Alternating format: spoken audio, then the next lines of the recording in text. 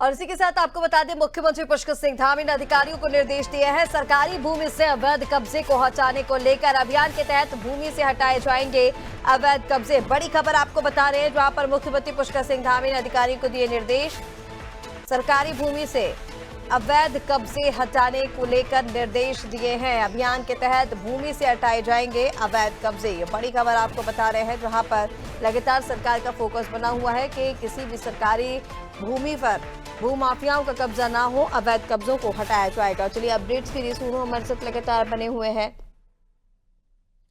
Sonu, CM Dhami ने अधिकारियों को निर्देश दिए हैं जल्द से जल्द हटाए जाएं सरकारी भूमि से कब्जे और अभियान को गति दी जाए, उसकी रफ्तार बढ़ाई जाए। क्या अपडेट्स हैं?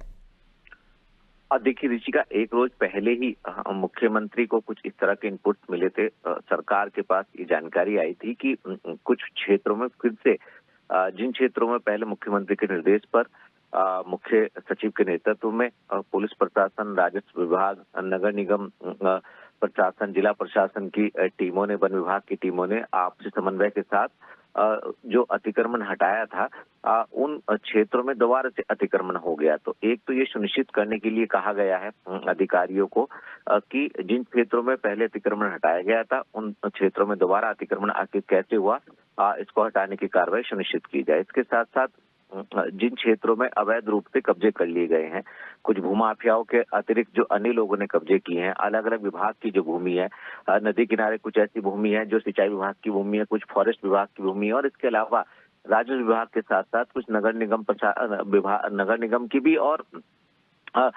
इसके अलावा कई और विभागों की भी भूमि है जिस पर सरकार के पास ये जानकारी आई है कि अवैध रूप से कब्जे कर लिए गए हैं। इसके लिए फिर से एक अभियान चलाया जाएगा। हालांकि इसके लिए पहले भी अभियान चलाया जा चुका है।